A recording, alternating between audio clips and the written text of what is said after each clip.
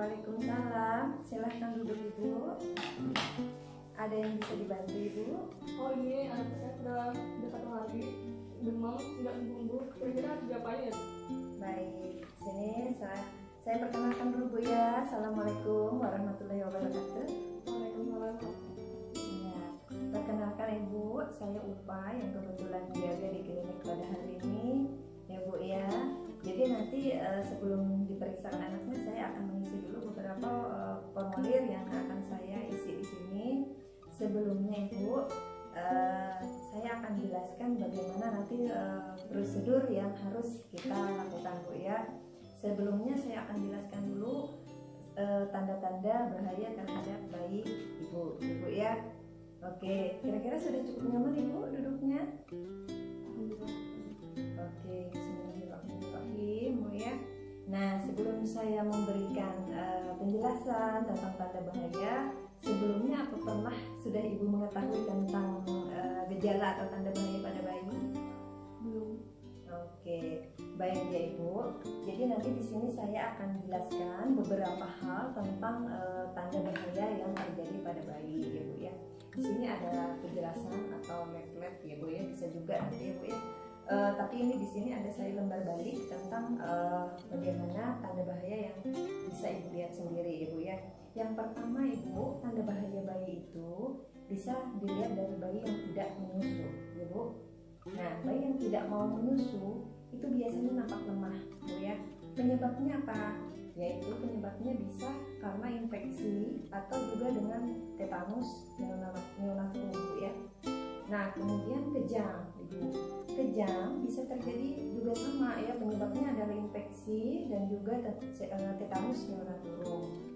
Nah, kemudian setelah kejang itu biasanya nampak di sini adalah bayi lemah Bu ya. Nah, di sini bayi lemah bisa penyebabnya karena apa? Demam tinggi, diare ya Bu ya. Nah, juga penyebabnya biasanya karena infeksi. Ada salah satu infeksi ya Bu. Nah, setelah bayi dikatakan lemah, biasa berlanjut ya Bu ya. Biasanya bayi itu mengalami sesak napas Bu ya. Nah, itu merupakan salah satu tanda bahaya juga.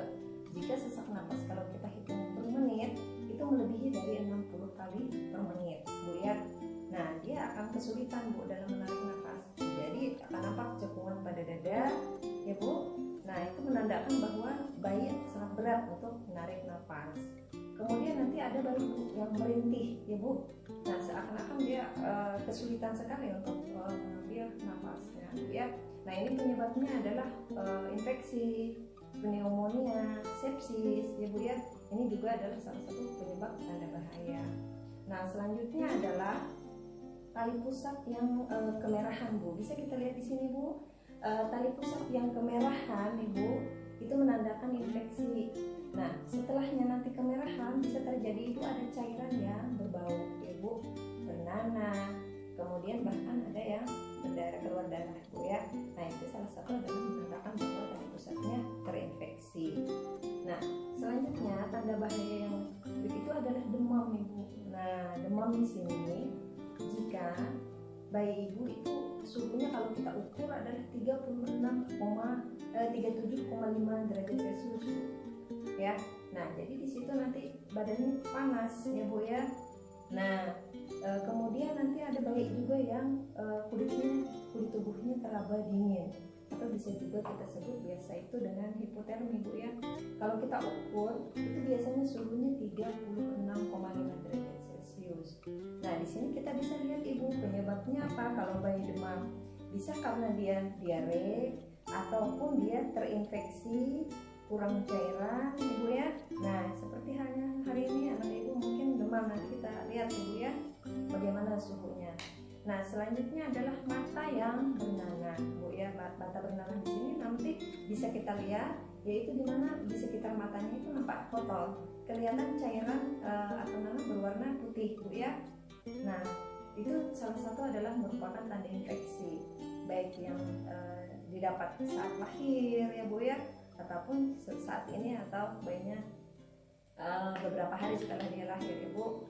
Nah, kemudian bayi bisa dikatakan berbahaya juga jika mengalami kulit yang berwarna kekuningan ya Bu. Nah, jadi warna yang kekuningan pada bayi itu biasanya timbul dalam 24 jam pertama atau nanti setelah 14 hari dia masih ada ya Bu ya. Nah, itu warnanya nampak sangat jelas. Nah, dikatakan sangat berbahaya pada bayi yang kulitnya berwarna kuning jika dia sudah mencapai telapak tangan dan kaki. Jadi seluruh tubuh itu berwarna kuning, ya Bu. Nah, kira-kira dari penjelasan yang saya sampaikan tadi ada yang kurang jelas, Ibu? Bisa diulangi mengenai demam tadi, saya kurang memahami. Oh ya, jadi demam tadi itu terjadi jika panasnya itu melebihi dari 37,5 derajat Celcius.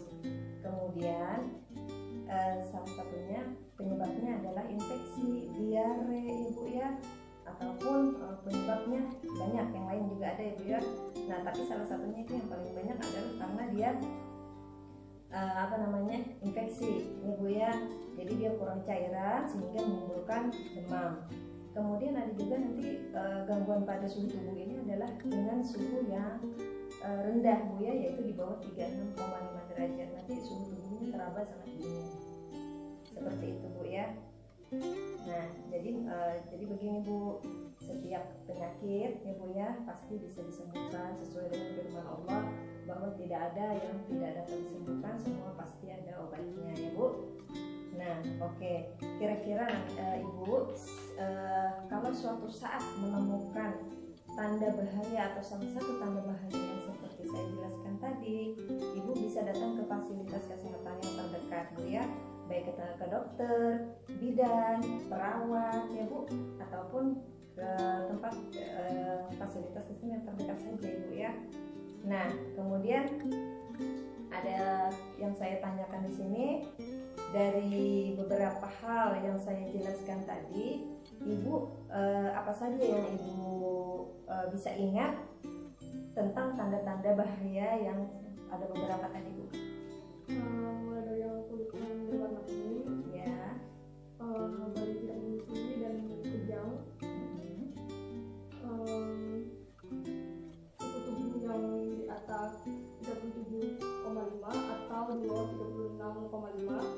Ya, oke. Kita keluarnya nanah dari salah satu anggota tubuh seperti mata atau mata. Oke. Baik ya Ibu ya. Artinya Ibu sudah betul-betul memahami tentang penjelasan yang saya jelaskan tadi kira-kira Bu ya.